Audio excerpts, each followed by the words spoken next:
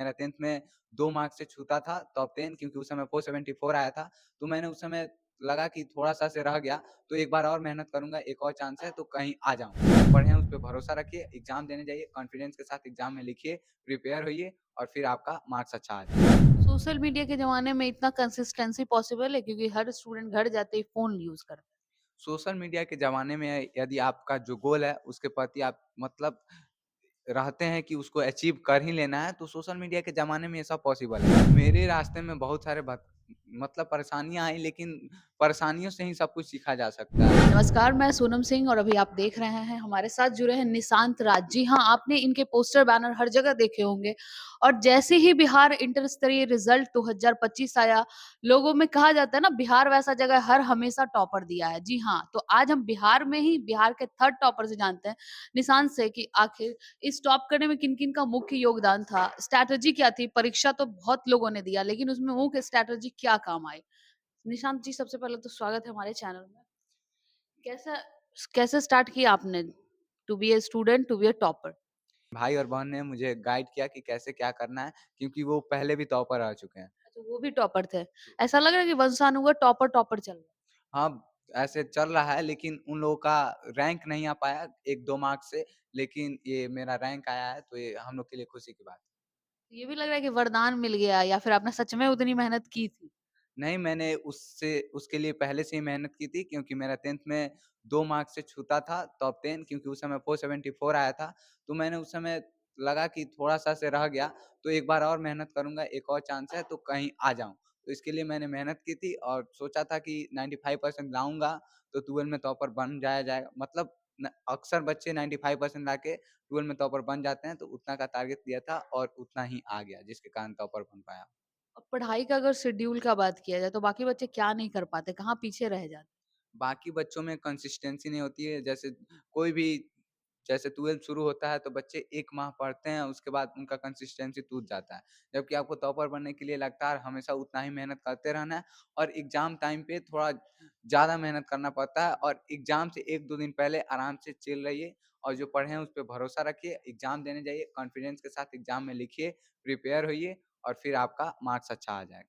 Social media के ज़माने में इतना कंसिस्टेंसी पॉसिबल है क्योंकि हर स्टूडेंट घर जाते ही फ़ोन यूज़ करता है। सोशल मीडिया के ज़माने में यदि आपका जो गोल है, उसके प्रति आप मतलब रहते हैं कि उसको अचीव कर ही लेना है, तो सोशल मीडिया के ज़माने में ये सब पॉसिबल है। क्योंकि जो लोग सोशल मीडिया का यूज़ करते हैं और उसपे वो रील भी बनाते हैं, तो उनका भी एक मकसद होता है कि मेरे रील को कैसे व्यूज़ मिले।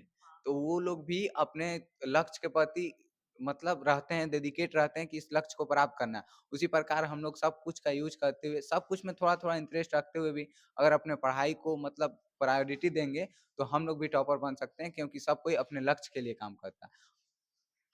आपके रास्ते में कोई रुकावट, भटकाव, परेशानियाँ, टाइम मैनेजमेंट इश्यूज़ नहीं आए?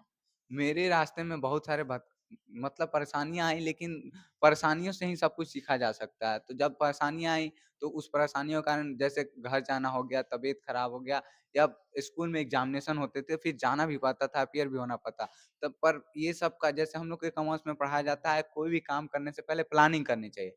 तो वो प्लानिंग क्या करता है आपको कि आगे क्या होने वाला है, उसके लिए आपको सजेस्ट कर देता है कि बाद में आपके साथ क्या होने वाला है। तो उसके गाइडलाइन पे अपना मतलब मान लीजिए आगे जब आपको पता है सेंटअप का एग्ज़ाम है, तो उसके लिए प्रिपेयर होना है और 10 दिन एग्ज़ाम में हम नहीं पढ़ पाएँगे, तो उसके लिए पहले से ही तैयारी करनी चाहिए। तो सबसे पहले कॉमर्स पढ़ने के कारण प्लानिंग ये सब करके मैंने जो पहले से ही जो परेशानियाँ आने वाली थी, उनका कुछ सॉल्यूशन निकाल लिया था और कुछ का सॉल्यूशन उसी समय परेशानियों से सीख कर निकाला। कोई विशेष किताब या फिर सिर्फ एनसीईआरटी या कुछ स्पेशल किताब आपने जो पढ़ा जो बाकी नहीं पढ़ पाए? मैंने मैंने एनसीईआरटी तो नहीं पढ़ा, लेकिन मैंने एसबीपीडी पब्लिकेशन से पढ़ा, क्योंकि बिहार बोर्ड में सबसे ज़्यादा क्वेश्चन्स वहीं से पूछे जाते हैं और मैंने सिर्फ़ एक ही किताब पे फ़ोकस रहा। मैंने एक किताब चुन लिया, एसबीपीडी पढ़ना है, तो मैंने एसबीपीडी के अलावा किसी किताब को नहीं देखा और उसी किताब को पूर्ण रूप से पूरे अच्छे तरीके से पढ़ा। अगर आपको भी मतलब ऐसा करना है, तो किसी एक किताब को चुनें और उस किताब को पूरे अच्छे से पढ़ें, ना कि अलग-अलग किताबों से ये चैप्टर पढ़ लिए, वो चैप्टर पढ़ लिए। एक ही किताब से सभी चीज़ों को पढ़ें। ऐसा है? और टाइम कितने घंटे आप पढ़ाई करते थे? लगभग 5 से 6 घंटे बस। बस। 5 से 6 घंटे में पूरा सिलेबस और पूरा रिवीजन वगैरह हो जाता है? हाँ, 5 से 6 घंटे में पूरा सिलेबस रिवीजन सब कुछ हो जाता था और इसके साथ-साथ जैसे फेस्टिवल्स आते हैं तो उसमें छुट्टी भी लिए, कुछ भी पढ़ाई नहीं किए। आप 5 से 6 घंटे कंसिस्टेंटली पढ़ाई कीजिएगा और मन से पढ़ाई कीजिएगा तो 5 से 6 घंटे बहुत होते हैं, कोचिंग और स्कूल का टाइमिंग छोड़ के। जो लोग अगले साल देंगे, जिनका भी सपना हो कि हम भी टॉपर बने, उनके लिए आप क्या कहेंगे? उनके लिए मैं यही कहना चाहूँगा कि आप मतलब जहाँ भी पढ़ रहे हैं, उस पे भरोसा रखें और अपने पे कॉन्फिडेंस रखते हुए अच्छे से सिलेबस को कवर करें और बिहार बोर्ड समय-समय पे गाइडलाइंस भी निकालते रहती है कि आपका सेंटअप अब है, मंथली एग्ज़ाम अब है, तो उसके हिसाब से आप अपना प्रिपरेशन करते रहें और एग्ज़ाम अपीयर होने से पहले 1 से 2 बार रिवीज़न कर लें, उसके बाद अपीयर हों तो आप भी टॉपर बन सकते हैं। बस सभी सब्जेक्टों पे बराबर ध्यान देना चाहिए क्योंकि सभी सब्जेक्ट का एग्ज़ाम 100 मार्क्स का होता है। आगे का लक्ष्य क्या है आपका? मेरा आगे का लक्ष्य चार्टर्ड अकाउंटेंट मीन्स सीए बनना है। मेन सीए बनना है। आपके पापा क्या करते हैं? मेरे पापा मतलब गाँव में एक छोटे से कोचिंग का संचालन करते हैं और कृषक भी हैं। मम्मी? मम्मी गृहिणी हैं। जी। तो अब आपके साथ कौन-कौन आया है अभी? मेरे साथ अभी भाई-बहन और मेरे कुछ भैया के यहाँ जो दोस्त रहते हैं पटना में कोचिंग के पास, वो लोग आए हैं और मेरे फूफा जी भी आए हैं। तो अब इनके फैमिली मेंबर से बात करते हैं, क्या इनका योगदान रहा है? किस तरह से इन्होंने पढ़ाई की? तो आप इनकी सिस्टर हुई ना? इन्होंने कहा है कि आप भी टॉपर रहे थे बचिए मीन्स इनके घर में वंशानुगत चलता है कि पढ़ाई-लिखाई में काफ़ी आगे हैं। ऐसा सच है? जी, सच है ऐसा? हाँ। पढ़ते थे सच में क्या? निशांत जी घर में कितना पढ़ाई करते थे? जी, बहुत पढ़ता था। ऐसा नहीं है कि मतलब पढ़ता भी था, खेलता भी था और भी मतलब अदर एक्टिविटीज़ में रहता था और जब मतलब पढ़ाई करता था तो मतलब एकदम मतलब ये रखता था पूरा कंसंट्रेशन के साथ पढ़ाई करता था। घर से कोई शिकायत नहीं कि दिन भर मोबाइल चलाता था, खेलता था, ऐसा कुछ नहीं? नहीं, नहीं मतलब खेलने जाता था। ऐसा नहीं कि मतलब पूरा दिन भर ही बैठ के पढ़ते रहना है। खेलने कभी-कभी बाहर जाता था, थोड़ा-सा मैच क्रिकेट ज़्यादा खेलता है, तो वो जाता था खेलने और फिर ये नहीं है कि बस खेलना ही खेलना है, पढ़ाई भी पढ़ाई अच्छे से करना है। कैसा लग रहा है टॉपर की सिस्टर हो के? बहुत अच्छा लग रहा है मतलब आशा तो पूरा ही था कि मतलब टॉप कर जाएगा इस बार, पहले से ही उम्मीद था। उम्मीद था। आपको कैसा लग रहा है? जनरली कहते हैं फूफा गुस्से वाले होते हैं, ऐसा सच में? नहीं, ऐसा तो नहीं है, वो हमारे लिए तो हमें भाई की तरह है।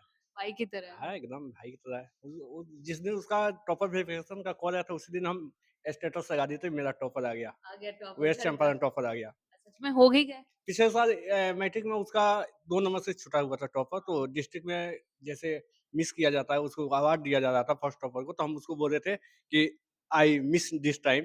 देखिए, कल वो टाइम है, कल डिस्ट्रिक्ट से कॉल आया है, कल उसको वित्तीय डिस्ट्रिक्ट लेके जा रहे हैं।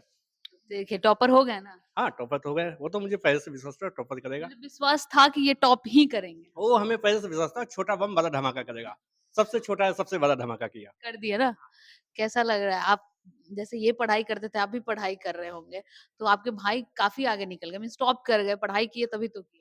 जी इससे मुझे बहुत खुशी हुई है और निशान को जो भी दिक्कत होता था, जिस तरह का दिक्कत होता था, वो हमसे पूछता था कि इस क्वेश्चन का आंसर कैसे लिखेंगे, बड़ा लिखेंगे कि छोटा लिखेंगे, बिहार बोर्ड में क्या होता है, क्या नहीं होता है। एक-एक चीज़ हमसे डिस्कस करता था, क्वेश्चन खुद बोलता था, उसका आंसर बताता था, उसके बाद हमसे पूछता था इसमें क्या ऐड करें, क्या नहीं करें और कितना कितना लाइन में आंसर लिखेंगे शॉर्ट आंसर का, कितना लॉन्ग आंसर में, सब कुछ डिस्कस किया। इतना ही हम बोलेंगे कि उसका एक बड़ा भाई था जिसका वो पूरा फ़ायदा उठाया और वो लास्ट में आखिरी-आखिरी दिन तक सब कुछ पूछते रहा और सब कुछ बताया उसके बाद और मुझको इतना यकीन था कि लोग मंदिर जाते हैं रिजल्ट के दिन, तो पहले माँगते हैं कि कुछ आ जाए तो हम चढ़ाएँगे और हम पहले ही मिठाई लेके चले गए थे मंदिर में और चढ़ा के लेके आए। उसके बाद 12:30 में जब बैठे रिजल्ट वाले दिन, तो सीधे हम अपने लैपटॉप पे न्यूज़ चैनल ही खोले, ठीक? तो मेरे दोस्त पूछ रहे हैं कि क्या बात है साइट खोलो क्योंकि साइट लास्ट में क्रैश हो जाता है, तुम साइट खोलो, साइट जल्दी से खोल के रखे रहो। हम बोले कि हमको पूरा पता है कि आज उसका नाम न्यूज़ चैनल पे आया है और इतना भी यकीन था कि 1 दिन पहले ही हम निशान से बात किए थे, थोड़ा हेजिटेट महसूस कर रहा था,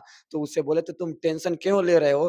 फर्स्ट रैंक नहीं आएगा तुम्हारा क्योंकि थोड़ा-सा तो कुछ गलती हुआ है तुमसे क्योंकि ये बोर्ड वेरिफिकेशन में गया था तो उसमें देखा था कि थोड़ा कम मार्क्स आ गया है। टेंशन ले रहा था कि नहीं मेरा मैट्रिक से कम आया है तो कैसे हो जाएगा? हम इससे बोले कि नहीं ऐसा नहीं होता है 12 में थोड़ा चेकिंग का लेवल स्टैंडर्ड हो जाता है, हमको पता है तुम्हारा फर्स्ट रैंक तो नहीं आएगा लेकिन ये है कि तुम्हारा थर्ड रैंक पक्का आएगा, सेकंड भी नहीं आएगा, थर्ड रैंक आएगा और इसका थर्ड रैंक ही आया है। इस बात से पूर्वानुमान कर लिया। पूर्वानुमान कर लिया और इस बात से हमको इतना खुशी हुई कि जब इसका रिजल्ट देखे तो वहाँ पे इतना ज़ोर से चिल्लाए कि पूरा पूरा मोहल्ला काँप उठा और मेरा गला ही बैठ गया।